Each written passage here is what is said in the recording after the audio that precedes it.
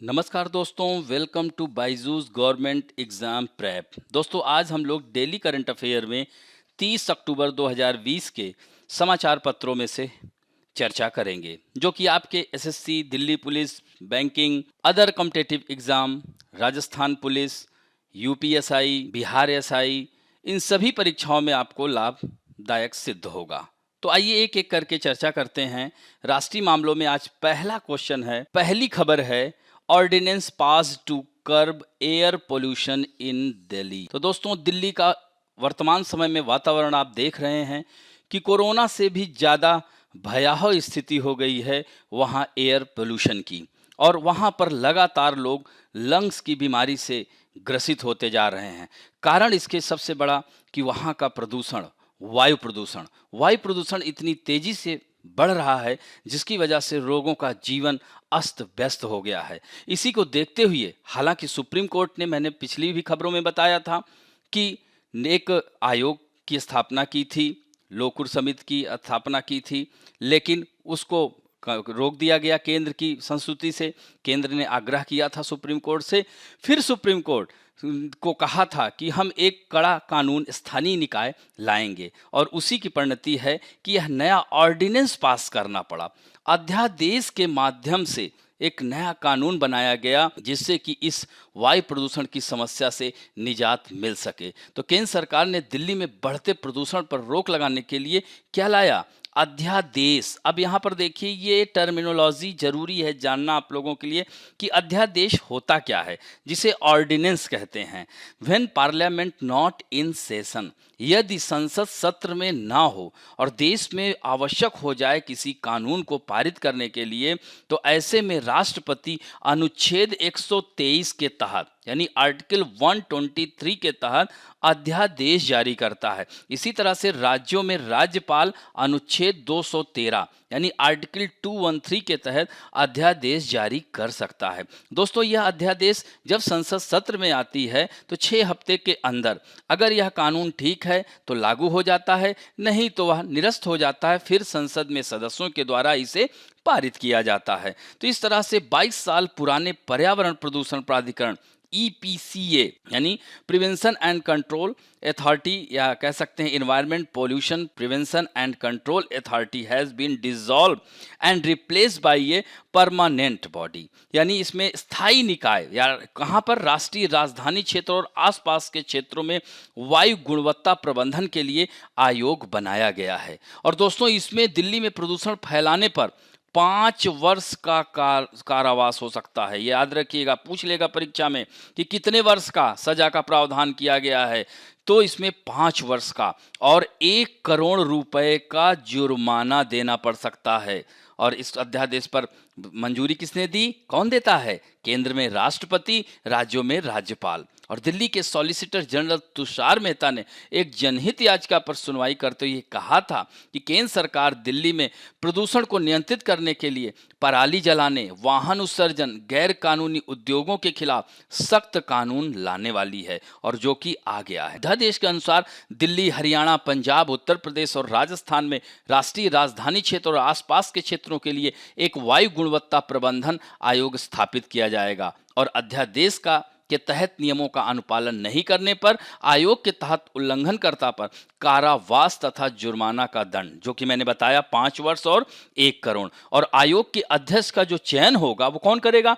पर्यावरण एवं वन मंत्री की अध्यक्षता वाली समिति द्वारा किया जाएगा, और इसमें परिवहन और वाणिज्य, विज्ञान और प्रौद्योगिकी तथा इसके साथ साथ कैबिनेट सचिव सदस्य भी शामिल होंगे। यह 18 सदस्यीय आयोग की अध्यक्षता एक पूर्णकालिक चेयरपर्सन द्वारा की जाएगी, जो भारत सरकार का सचिव या किसी राज्य का मुख्य सचिव रहा हो। समझ में आई बात? तो इस तरह से आयोग पराली जलाने, वाहनों के प्रदूषण, धूल प्रदूषण, अन्य सभी कारकों के मुद्दों पर ध्यान देगा, जो दिल्ली NCR में वायु की गुणवत्ता बिगाड़ने के मुख्य कारण हैं। तो ये सारे पॉइंट ध्यान रखिएगा, और यह महत्वपूर्ण है खबर। इसमें से 2-3 फैक्ट ध्यान रखेंगे। अब बढ़ते हैं दिल्ली के बारे में, थोड़ा जान लीजिए। दिल्ली अंडर द कॉन्स्टिट्यूशन यानी 69th अमेंडमेंट इन 1991 इसको एनसीआर का दर्जा दिया गया। नेशनल कैपिटल रीजन जैसे उत्तर प्रदेश के कुछ जिले हैं, हरियाणा के हैं, राजस्थान के हैं, इन सब को मिला करके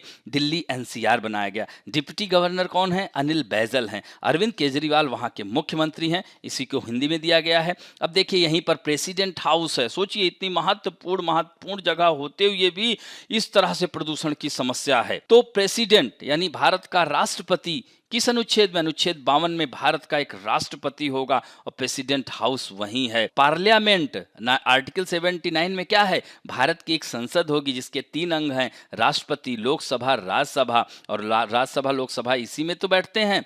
और ये राज्यसभा अनुच्छेद 80 में है, अनुच्छेद 81 में लोकसभा है। सुप्रीम कोर्ट अनुच्छेद 124 में आर्टिकल 124 के तहत सुप्रीम कोर्ट यहीं स्थित है। और इसी को पलट दीजिए, आर्टिकल 214 में क्या है? हाई कोर्ट है। और असेंबली भी इसकी अपनी विधान सभा भी है। याद हो जाएगा दोस्तों।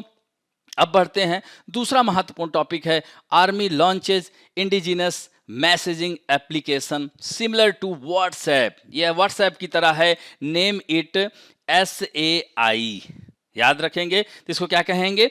Secure application for internet. यानी आत्मनिर्भर भारत के लक्ष्य के तहत भारतीय सेना ने इंटरनेट के सुरक्षित अनुप्रयोग नाम से एक सरल और सुरक्षित संदेश अनुप्रयोग विकसित किया है। और यह अनुप्रयोग इंटरनेट के एंड्रॉयड प्लेटफॉर्म के लिए सुरक्षित आवाज, अक्षर और वीडियो कॉलिंग सेवाओं के रूप में कार्य करेगा। ध्यान रखेंगे। और इस संदेश अनुप्रयोग जैसे व्हाट्सएप, टेलीग्राम, संवाद, GIMS के समान है और कूटलेखन संदेश प्रोटोकॉल का उपयोग करता है। यानी कह सकते हैं इसको कि end to end encryption messaging protocol इसमें रहेगा। जैसे आप लोग फोन करते हैं तो उसमें लिखा रहता है ना end to end encryption.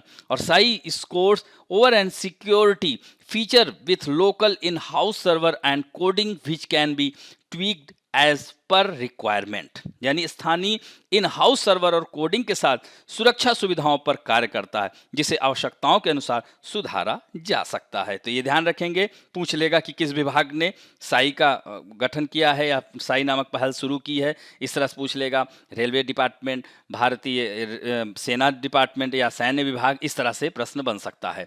Next है west Pakistan refugee will cast vote for the first time in panchayat election.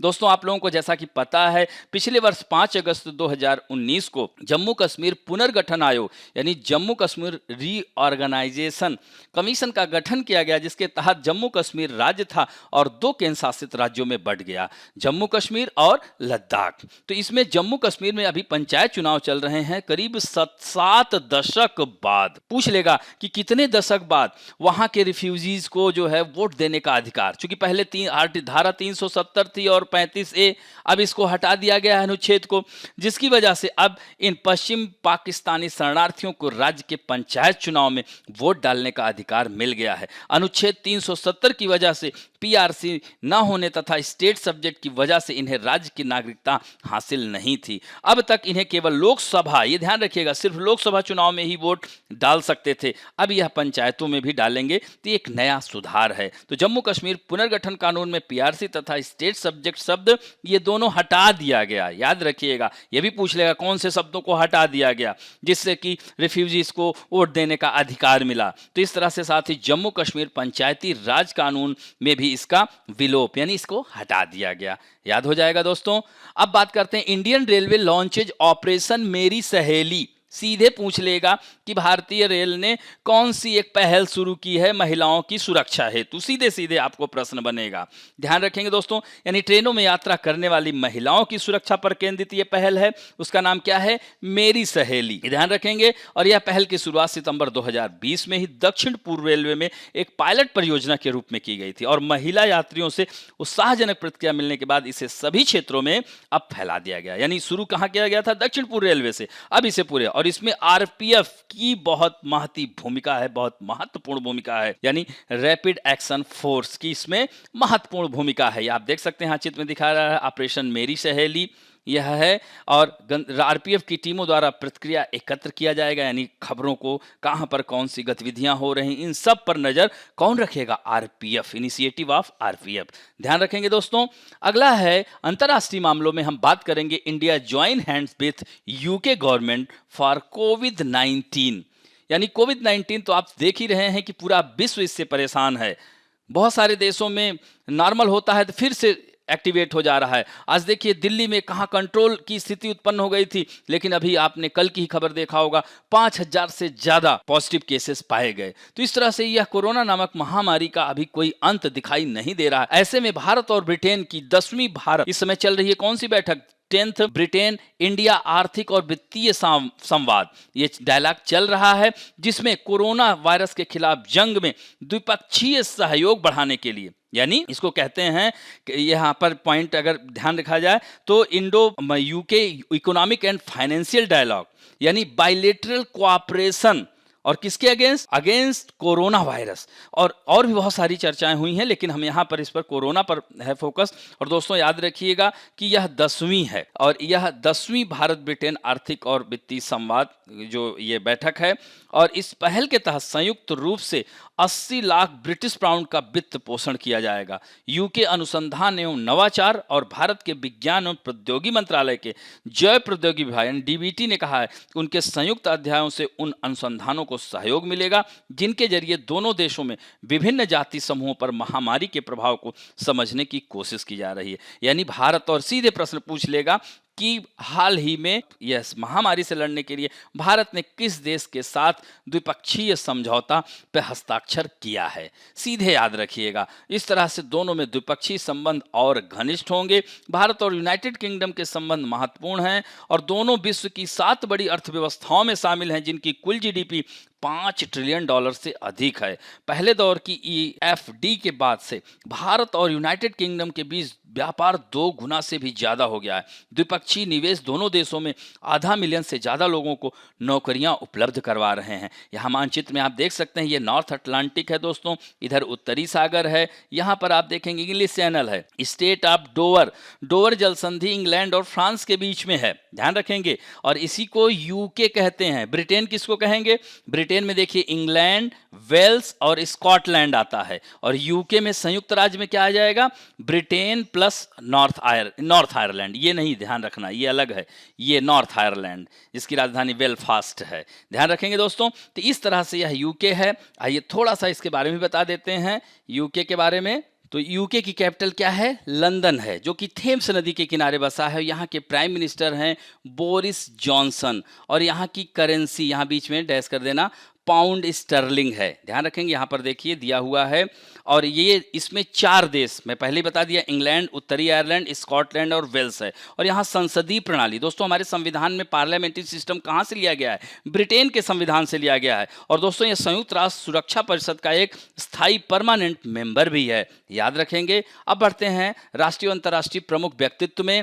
पहला है यशवर्धन कुमार सिन्हा। तो यशवर्धन कुमार सिन्हा भारतीय विदेश सेवा के पूर्व अधिकारी रहे हैं। इन्हें नया मुख्य सूचना आयुक्त यानी चीफ इंफॉर्मेशन कमिश्नर बनाया जाएगा। ध्यान रखेंगे, यह बिमल जुल्का के रिटायरमेंट के बाद से यह पद खाली पड़ा था और यह 27 अगस्त से ही खाली था। तो अब इनका चयन होगा। हालांकि विपक्ष विरोध कर रहा है कि पूरी चीज़ों को ठीक से क्लियर नहीं किया गया। और इस तरह से यह 1981 बैच के भारतीय विदेश सेवा के अधिकारी थे और ब्रिटेन में भी भारत के उच्चायुक्त भी रहे हैं। ये पर्सनालिटी सीधे सीधे याद रखिएगा कि नया मुख्य सूचना आयुक्त किसे बनाया गया। अगला है केशुभाई पटेल। गुजरात के पूर्व मुख्यमंत्री केशुभाई पटेल का निधन हो गया है और वह कुछ दिन पहले कोरोना के पॉजिटिव पाए गए थे। राजनीति से संन्यास की घोषणा उन्होंने 2014 में ही कर दी थी। प्रधानमंत्री मोदी इनको अपना राजनीतिक गुरु मानते थे और यह 2 बार मुख्यमंत्री रहे हैं, ये ध्यान रखिएगा। लेकिन दोनों बार अपना कार्यकाल नहीं पूरा कर पाए थे और 2001 में इन्हीं की जगह नरेंद्र मोदी गुजरात के मुख्यमंत्री बने थे और यह सोमनाथ मंदिर ट्रस्ट के अध्यक्ष बनाए गए थे। अभी हाल ही में केशुभाई 2 बार, मैंने बताया ना, गुजरात में मुख्यमंत्री, ये इनका फाइल फोटो है, ध्यान रखेंगे।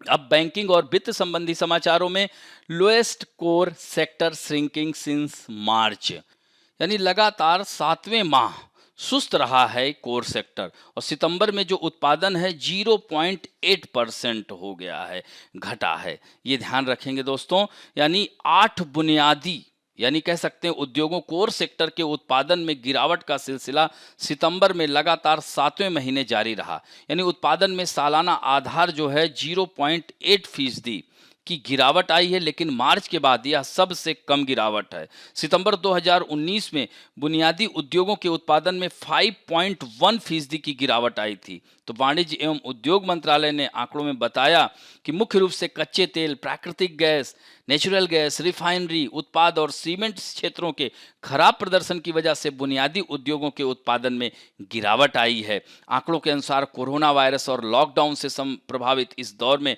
आर्थिक गतिविधियों पर असर पड़ा है। सितंबर में कोयला, बिजली और इस्पात उद्योग के उत्पादन में बढ़ोतरी हुई है, जबकि रिफाइनरी, उर्वरक, सीमेंट क्षेत्रों में उत्पादन नीचे गया है। तो सितंबर में कच्चे तेल के उत्पादन में 6% की, सोचिए 6% की गिरावट हुई है और 0.3% उर्वरक, फर्टिलाइजर, सीमेंट के उत्पादन में 3.5% नीचे गया है। वहीं दूसरी ओर इस महीने में कोयला क्षेत्र के उत्पादन में 21.2% की वृद्धि हुई है, इस्पात क्षेत्र में 0.9% की और बिजली का उत्पादन 3.7% बढ़ गया है। तो यह काफ़ी महत्वपूर्ण है। बेस इफेक्ट की वजह से कोयला का उत्पादन बढ़ा है। तो इकरा लिमिटेड की प्रमुख अर्थशास्त्री कहती हैं, अदिति नायर ने कहा कि बुनियादी उद्योगों के प्रदर्शन में सितंबर में उल्लेखनीय सुधार का कारण बेस इफेक्ट की वजह से कोयला उत्पादन में उल्लेखनीय बढ़ोतरी हुई है। सितंबर 2019 में भारी बारिश और श्रम मुद्दों की वजह से कोयला उत्पादन प्रभावित हुआ था। लॉकडाउन के बाद आवाजाही में सुधार से रिफाइनरी उद्योगों के उत्पादन में सितंबर में गिरावट आधी रह गई और यह एक उत्साहवर्धक संकेत है जो निकट भविष्य में जारी रहेगा। तो एक अच्छा संकेत है।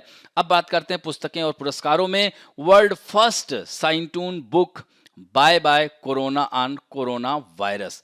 तो यह पुस्तक लखनऊ स्थित CSR central drug research institute, याद रखेंगे, वरिष्ठ प्रधान वैज्ञानिक के पद पर रहे जाने माने साइंटूनिस्ट यानी प्रदीप के श्रीवास्तव द्वारा लिखी गई है बाय बाय कोरोना। तो इसमें जो है कार्टून के रूप में दिखाया गया। इस पुस्तक में कोरोना वायरस के बारे में विस्तृत जानकारी साइंस कार्टून, जिसको साइंटून्स के जरिए प्रस्तुत किया गया है। ये ध्यान रखेंगे, बाय बाय कोरोना, और किसके द्वारा? प्रदीप के श्रीवास्तव।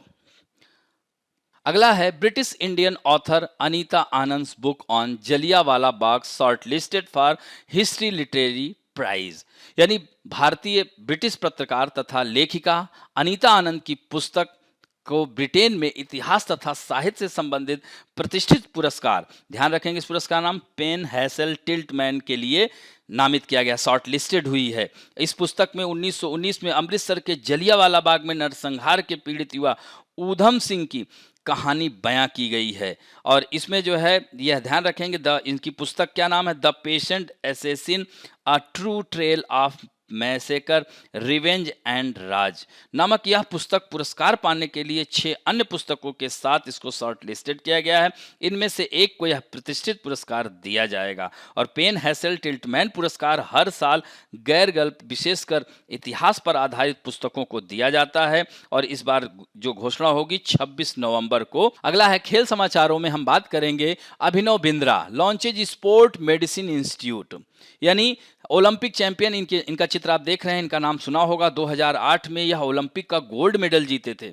तो ओलंपिक चैंपियन अभिनव बिंद्रा ने भुवनेश्वर में, कहाँ है? उड़ीसा में, एक स्पोर्ट मेडिसिन और अनुसंधान संस्थान खोलने के साथ भारतीय खेलों को मजबूत करने की दिशा में एक और बड़ा कदम उठाया है। और Abhinav Bindra sport medicine and research institute ABSMARI, ध्यान रखेंगे, Abhinav Bindra sport medicine and research institute, इसका फुल फॉर्म ध्यान रखेंगे। 4 साल की बैचलर ऑफ फिजियोथेरेपी और 2 साल की मास्टर ऑफ फिजियोथेरेपी पाठ्यक्रमों की पेशकश अलग अलग विशेषज्ञता के साथ होगी।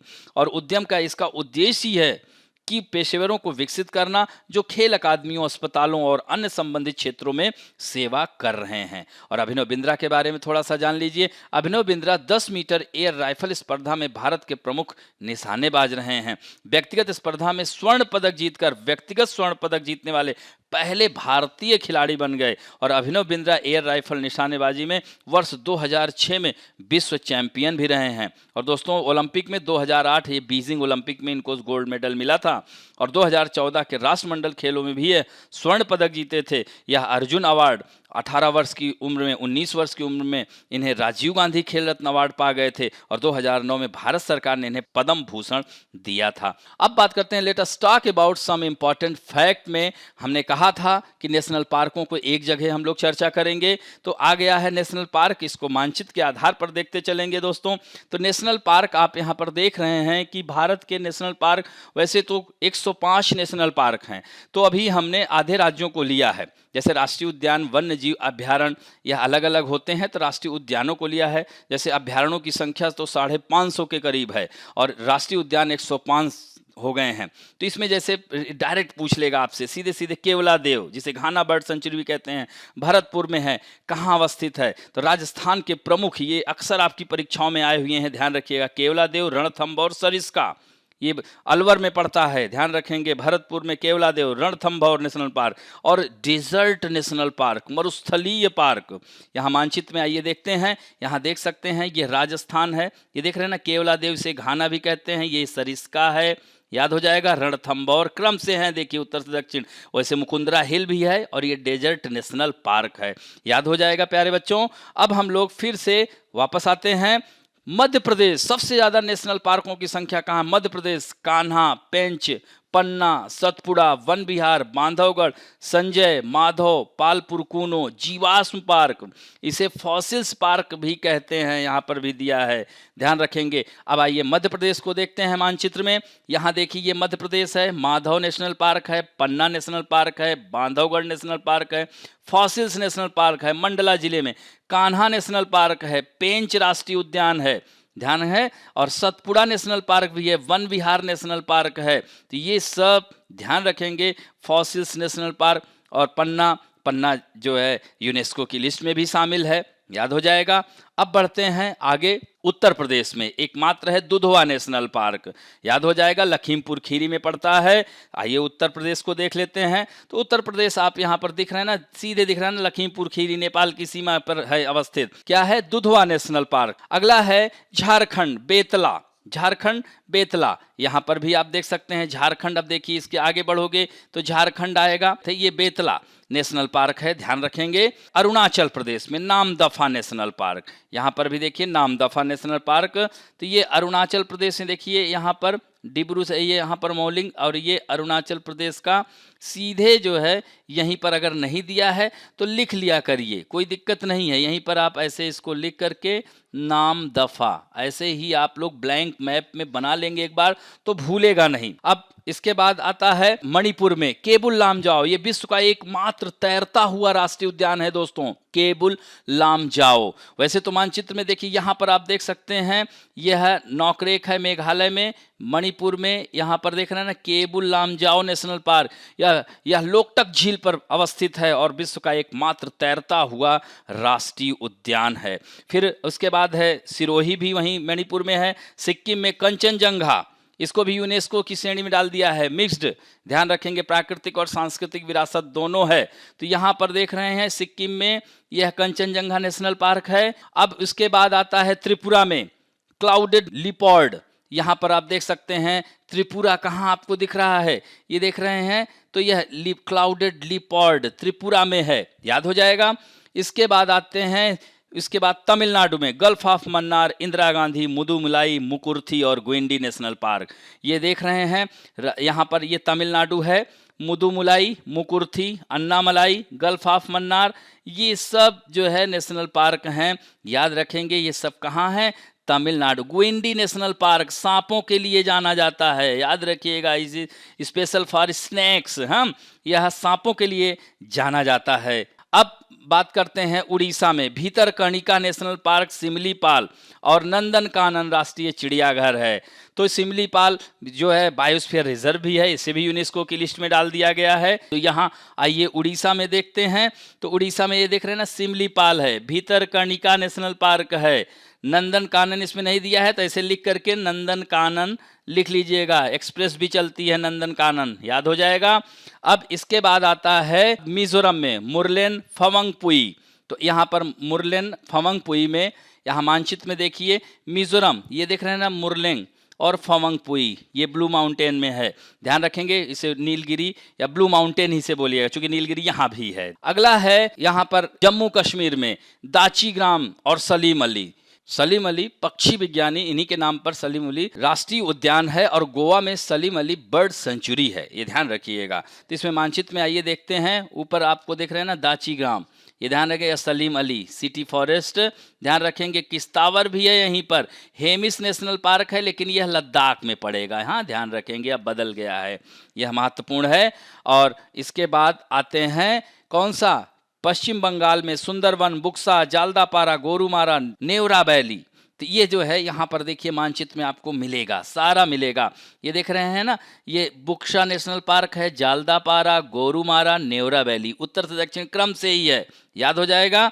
और बिहार में वाल्मीकि नेशनल पार्क है, सिंगलीला नेशनल पार्क, ये भी पश्चिम बंगाल में है, ये ध्यान रखेंगे। तो आज हम लोग इतने ही राज्यों की चर्चा कर रहे हैं पश्चिम बंगाल तक, इसके आगे का हम लोग कल करेंगे, इतना याद कर लीजिएगा जरूर, कल हम पूछेंगे भी। अब आते हैं आप लोगों के सेक्शन में, जो कि आप लोग बहुत ही अच्छा उत्तर, आज सभी लोगों ने बहुत अच्छा उत्तर दिया है। मुझे यह देखकर कि बहुत खुशी होती है कि तुरंत आप लोग उत्तर देते हैं, जैसे ही यह प्रकाशित होता है, यह आप लोगों के चैनल पर आता है, जैसे ही आप लोग इसका तुरंत उत्तर, सौरभ दत्ता, विक्की, चिराग गुप्ता, सुशील सिंह, आदित्य कुशवाहा, मनीष भारद्वाज और जो है सुनील पाठक, दिलीप मीना, संतोष कुशवाहा, सूरज उपाध्याय, आदित्य चैरवाल, ज्ञान रंजन साहू, ये तो लगातार देते ही हैं आंसर। और भी लोग देख रहा हूँ जैसे कुशवाहा जी हैं, ये लगातार उत्तर दे रहे हैं। दीप सुमन प्रजापति, ये भी लगातार उत्तर दे रहे हैं। अक्षय साहू थोड़ा लेट दिए हैं। विशाल ब्रह्मभट्ट और शुभश्री साहू, ये लोग भी थोड़ा लेट दिए हैं, लेकिन सब लोग आंसर कर रहे हैं। अपूर्वा, यह एक बहुत पहले ही उत्तर दे दिए थे। तो इस तरह से लोग लगातार, रवि कुशवाहा, ये सब लोग उत्तर दे रहे हैं। दिलीप मीना, संतोष कुशवाहा का नाम मैंने लिया ही, और ये बहुत ही अच्छा, आज देख रहा हूँ कि लगभग सभी लोगों ने अच्छा उत्तर दिया। एस के, इन सब लोगों ने सही उत्तर दिया है और गलत नहीं है, ये बहुत ही अच्छी बात है। मैंने कहा था कि जल्दबाजी में गलतियां नहीं करिएगा। अब बढ़ते हैं, आज का पहला क्वेश्चन आप लोगों के सामने है। केंद्र ने अध्यादेश के माध्यम से एक नया कानून पेश किया है जिसमें कितने साल की जेल का प्रावधान है। यानी अध्यादेश अभी जो किस पे, पोल्यूशन के लिए, तो 3 साल, 5 साल, 6 साल या 7 साल, तो इसमें आपको उत्तर बताना है। दूसरा है, किस विभाग ने इंटरनेट के लिए सुरक्षित अनुप्रयोग यानी SAI नाम से एक सरल और सुरक्षित संदेश अनुप्रयोग विकसित किया है? रेल विभाग ने, सैन्य विभाग ने, या स्वास्थ्य विभाग ने, या पर्यटन विभाग ने? अगला है, ट्रेनों में यात्रा करने वाली महिलाओं की सुरक्षा पर केंद्रित एक पहल का क्या नाम है? What is the name of an initiative focus on the safety of women travelling in train? मेरी सहेली, अपनी सहेली, हमारी सहेली, या इनमें से कोई नहीं? अगला है, भारत ने किस देश के साथ कोरोना वायरस के खिलाफ जंग में द्विपक्षीय सहयोग बढ़ाने के लिए नई साझेदारी की है? फ्रांस, ब्रिटेन, जर्मनी, या स्पेन? अगला है क्वेश्चन, जम्मू कश्मीर में बसने के करीब कितने दशक बाद पश्चिमी पाकिस्तानी शरणार्थियों को पंचायत चुनाव में वोट डालने का अधिकार मिला है? 3 दशक बाद, 5 दशक बाद, 6 दशक बाद, या करीब 7 दशक बाद? इसी में आपको उत्तर देना है। नेक्स्ट है, नया मुख्य चुनाव आयुक्त किसे बनाया जाएगा? बिमल जुल्का, यशवर्धन कुमार सिन्हा, आलोक वर्मा, या नृपेंद्र मिश्रा? अगला है, पूर्व मुख्यमंत्री केशुभाई पटेल का निधन हो गया, वह किस राज्य से थे? महाराष्ट्र, गुजरात, मध्य प्रदेश, या राजस्थान? नेक्स्ट है, the patient assassin, a true tale of massacre, revenge and Raj नामक पुस्तक की लेखक कौन है? अनीता आनंद, अनीता देसाई, अरुंधति रॉय, या किरण देसाई? नेक्स्ट है, ओलंपिक चैंपियन अभिनव बिंद्रा किस खेल से संबंधित हैं? निशानेबाजी, शतरंज, टेनिस, या बिलियर्ड? केबुल लामजाओ राष्ट्रीय उद्यान किस राज्य में है? असम, मणिपुर, अरुणाचल प्रदेश, और त्रिपुरा? इन्हीं में से आपको बताना है दोस्तों। विश्व का एकमात्र तैरता हुआ यह राष्ट्रीय उद्यान है। तो इस तरह से आज का अंक हम लोग यहीं पर समाप्त करते हैं। आशा करता हूं कि आप लोगों को यह वीडियो अच्छा लगा होगा, और दोस्तों अगर अच्छा लगे तो प्लीज़ लाइक, शेयर और सब्सक्राइब करना ना भूलें। थैंक यू दोस्तों।